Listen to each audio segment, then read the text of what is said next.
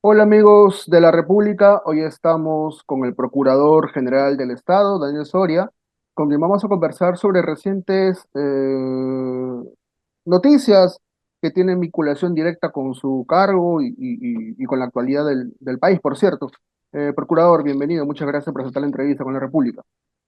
¿Qué tal? Buenas tardes. Gracias por la invitación. Un informe reciente de la Contraloría, específicamente del órgano de control del Ministerio de Justicia, ha concluido que hubo una supuesta irregularidad en el proceso de verificación de idoneidad para el cargo que usted ocupa en este momento. Eh, la- lo que plantea este informe es que usted no tenía la experiencia previa para ser nombrado en este cargo, ¿no? Y se le ha recomendado al ministro de Justicia, eh, entre comillas, tomar las acciones que correspondan.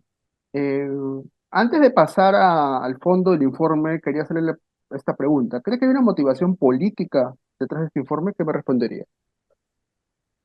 Bueno, yo tengo, creo, todo el derecho a sospechar respecto a la emisión de este informe, porque este informe en realidad se remite al anterior informe que se emitió en enero del 2022 y Ujú. que fue el sustento para que se emitiera por parte del gobierno de ese entonces, con el ministro Aníbal Torres y el presidente Castillo, una resolución que me cesó en el cargo. Me habla, disculpa la introducción, el de los auditores y Yamoctanta y Guerrero, me parece, ¿no? Es correcto. El informe de enero del 2022 fue suscrito por los señores José Carlos Guerrero Flores y Jorge Antonio Yamoctanta Trejo, que Mm, son los mismos que emiten este último informe de Contraloría de septiembre de este año. ujú. Ok, ¿y por qué sospecha?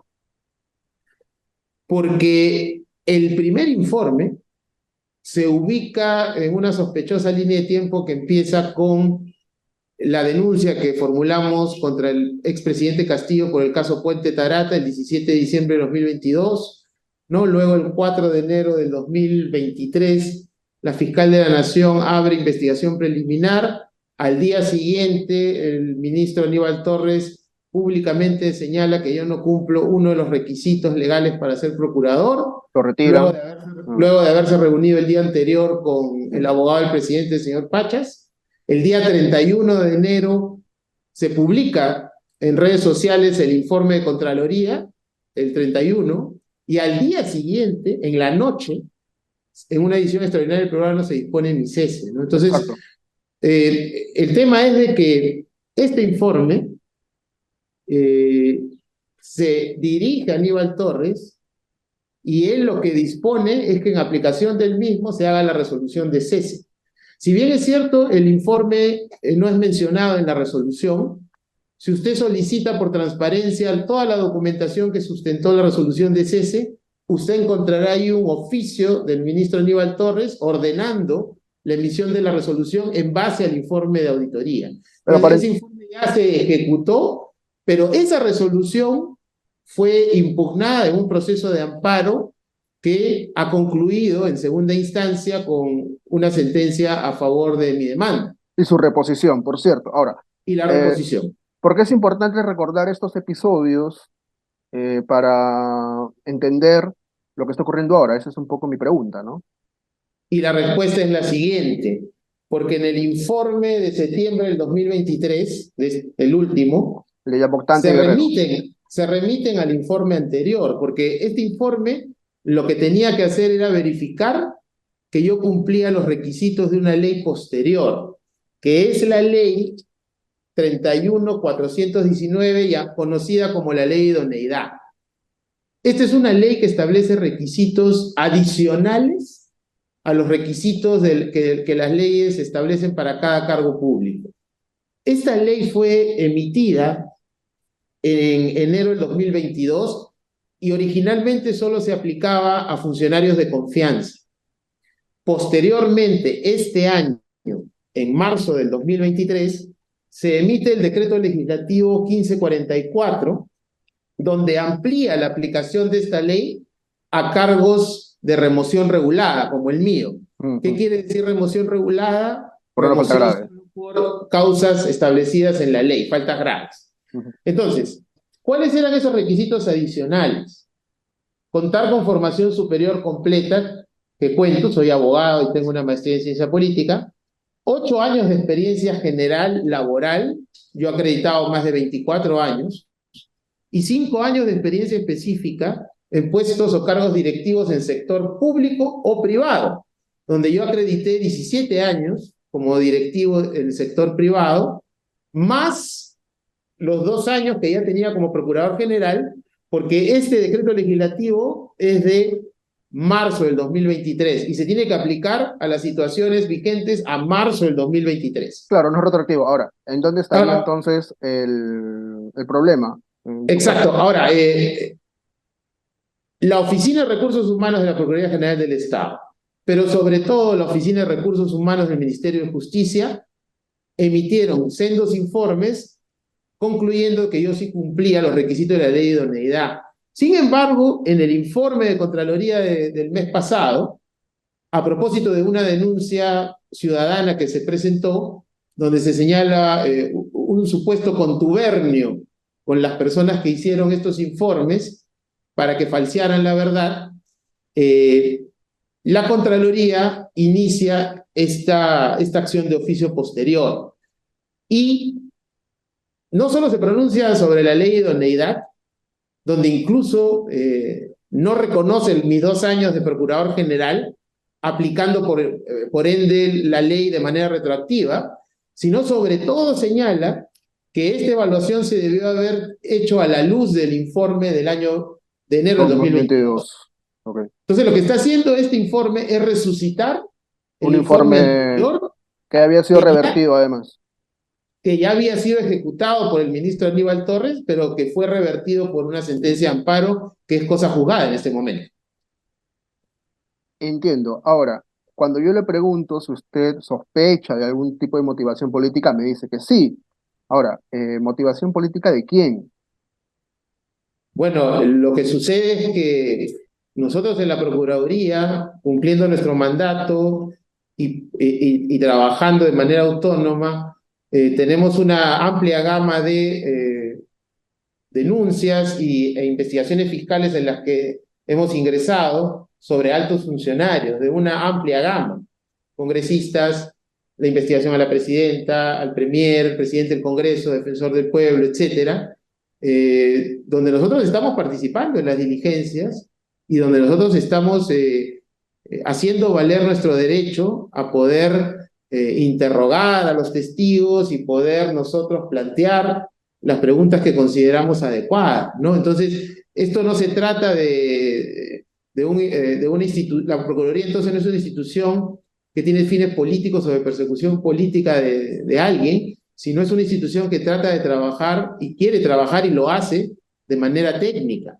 ¿no? Y posiblemente eso no lo quieren mucho desde el Ejecutivo, ahora que lo menciona. A ver, es verdad que tampoco tendrían por qué, ¿no? Usted es procurador finalmente. Pero las declaraciones del premier Otárola, lo cito textualmente, en mi caso, que las tengo apuntadas, a diferencia de algunos funcionarios, como el Procurador General del Estado, es decir, usted, yo respeto escrupulosamente la reserva de las investigaciones y me remito al accionar de la Fiscalía y el Ministerio Público. Estas declaraciones hablan pues de una obvia incomodidad del gobierno con su accionar. Se está refiriendo, señora Tora, a las indagaciones sobre el tema de las muertes de las protestas. ¿Qué le respondería al premier, procurador? Bueno, como ya lo he hecho en otras oportunidades esta semana, rechazar que la Procuraduría General del Estado viola la reserva de la investigación fiscal. Las declaraciones que se han hecho a propósito de información ya conocida y que en algunos casos ha sido difundida por el propio abogado de la presidenta. Por ejemplo, ¿no? El hecho de que se haya acogido a su derecho al silencio de la presidenta y que la Procuraduría haya exigido que las 47 preguntas que se iban a formular consten en el acta, o también el hecho de que en la diligencia del señor Otárola, los abogados de la Procuraduría hayan defendido la idoneidad de las preguntas que habían planteado, ¿no?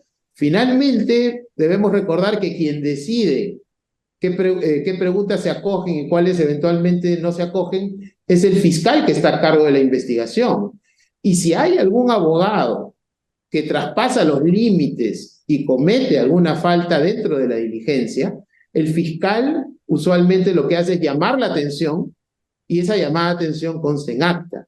Entonces, Ujú. el trabajo de la Procuraduría siempre trata de ceñirse a los cánones legales y si hay eventuales discusiones sobre aceptar o no aceptar preguntas, eso es parte de la dinámica de una diligencia, ¿no es Eh, cierto? eh, Tal cual. Ahora, es cierto que la presidenta pues, no quiso responder las 47 preguntas. Se puede saber, no con detalle, me imagino, por el tema de la reserva de la investigación, eso yo lo entiendo perfectamente, pero se puede saber a grandes rasgos a qué hacían referencia a esas 47 preguntas.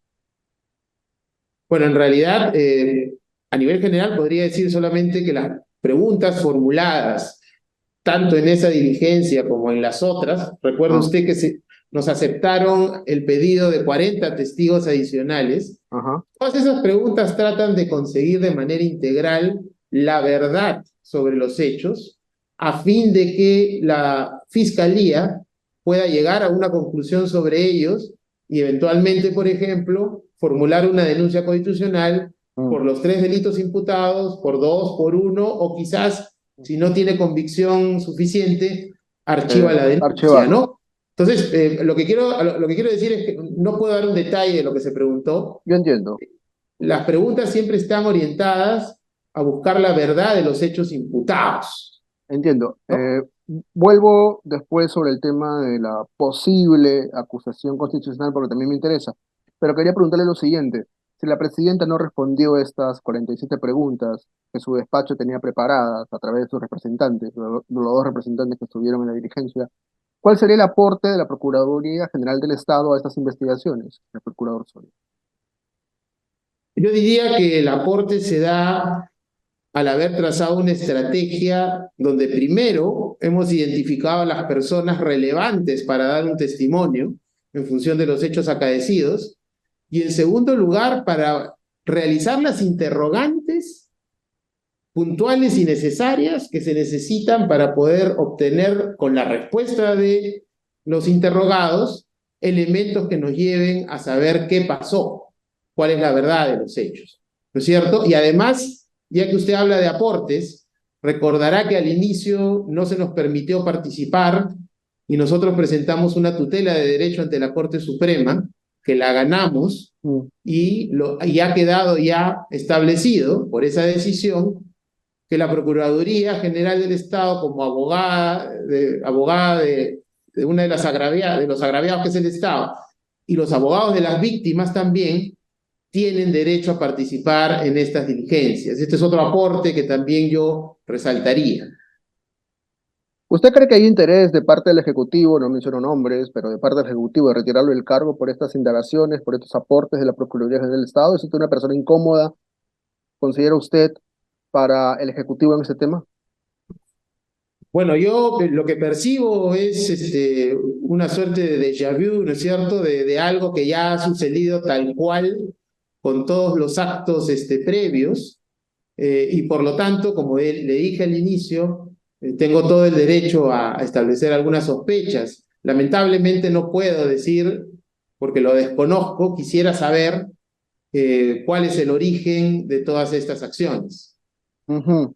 Usted ha dicho que la Fiscalía efectivamente puede denunciar constitucionalmente a la presidenta Boluarte si lo considera oportuno, ¿no?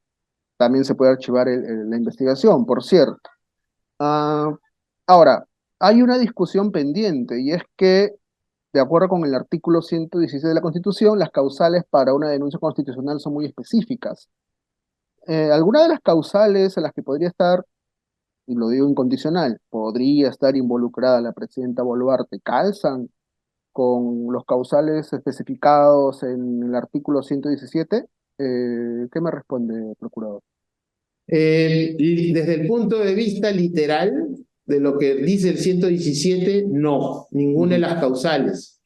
Pero debemos recordar una cosa, ¿no? Y esto lo pusimos en nuestro escrito de denuncia del expresidente Castillo en el caso Tarata. Eh, el 117 es una norma que tiene su origen en 1860 y fue pensada para actos realizados por presidentes tipo de esa época que eran caudillos, que ¿qué cosa hacían? Cerrar el Congreso, Mm, impedir las elecciones, impedir el funcionamiento de los poderes del Estado, ¿no es cierto? Esos, digamos, eran los actos típicos que podríamos encontrar en un presidente caudillo del siglo XIX. Pero lo que queda claro es que en el siglo XXI, en un Estado constitucional de derecho, si hay presidentes que cometen actos de corrupción en el cargo o que afectan derechos fundamentales en el ejercicio del cargo, no pueden ser impedidos de ser investigados. Entonces ese 117 debió haberse derogado hace tiempo, no se ha derogado, pero en todo caso el Congreso debería hacer un ejercicio de interpretación constitucional para poder un poco ayornar sus alcances, ¿no? Porque ante todo las inmunidades de los altos funcionarios tienen que estar en atención también al respeto de los derechos de las personas y de las bases fundamentales de todo Estado democrático de derecho, ¿no? Entonces, ese ejercicio de interpretación en algún momento el Congreso lo tendría que hacer eventualmente. Interpretación del artículo actual, digamos, Del 117, como un ¿no? artículo incorporado dentro de un corpus más grande o directamente una Es, modificación del artículo. lo ideal sería modificar el artículo o eventualmente derogarlo, ese es lo ideal. Pero en Pero todo caso también debemos recordar que la Constitución es un corpus, como usted ha dicho, integral, donde hay una parte muy importante que no era tan sistemática en el siglo XIX, que es el tema de los derechos fundamentales de las personas, el tema de que un Estado democrático de derecho se basa, ¿no es cierto?, en la lucha contra la corrupción y que no exista impunidad frente a delitos cometidos. Entonces, ese ejercicio es importante, pero lo ideal sería modificar el 117 para ampliar sus supuestos o eventualmente derogar el 117 y que esa restricción simplemente no exista y el presidente o presidenta de la República sea sometido al mismo procedimiento de acusación constitucional al que son sometidos el resto de altos funcionarios, ministros, jueces de la Corte Suprema, etcétera, ¿no? su cargo en estos momentos está en manos del ministro de Justicia. ¿Qué espera de su decisión, procurador? Bueno, como yo también ya lo he manifestado, yo con todo respeto le pido al ministro de Justicia que tome una decisión lo más pronto posible, ¿no? Porque hay dos posibilidades. La primera, O sigue, acoger las... o sigue lo sacan, esas son las dos posibilidades. Exacto, o acoge las recomendaciones y envía a la presidenta Boluarte la resolución suprema de cese, o no las acoge y da sus razones para ello. Pero esta incertidumbre sigue afectando a la Procuraduría General del Estado. Recuerde usted que la Procuraduría ha estado viviendo ingresos y salidas de procuradores, volver a empezar el trabajo, y somos una institución nueva, nosotros necesitamos fortalecernos.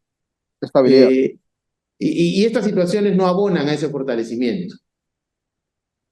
Comprendo. ¿Hay algún, y esto sí lo pregunto desde el desconocimiento, hay algún plazo especificado en la norma, en la ley, para que se tome una decisión al respecto? ¿Tiene que pronunciarse necesariamente el ministro? ¿Cómo le figura, procurador? Efectivamente, cuando se emiten estos informes de los órganos de auditoría, los informes se mandan al titular de la entidad y se le pide tomar acciones, ¿no? Ujú. En este momento, no recuerdo cuál es el plazo, si es que lo hubiera, pero lo que sí queda claro es que el ministro tiene que hacer algo con el informe, tomar una decisión. Es como lo que pasó con el ministro Aníbal Torres. Ah, El anterior informe fue a su despacho y el ministro se le dijo, tome usted las acciones correspondientes. Y él lo que hizo fue pedir que se elabore mi resolución de cese, si la decisión ¿no? fuera retirarlo, ¿usted interpondría algún tipo de recurso como hizo en el año 2022, imagino? Sí, eventualmente, eso es algo que ya lo estoy estudiando, porque yo sí efectivamente considero que, nuevamente, el contenido de este informe de Contraloría es jurídicamente inexacto y por lo tanto sí tomaría algunas acciones. Procurador Soria, ha sido muy amable, gracias por la entrevista con la República. Creo que sus opiniones y lo que nos ha dicho va a ser de bastante interés para nuestros lectores. Muchas gracias por el tiempo dispensado. Gracias a usted. Hasta luego. Amigos de la República, eso ha sido todo por hoy. Muchas gracias.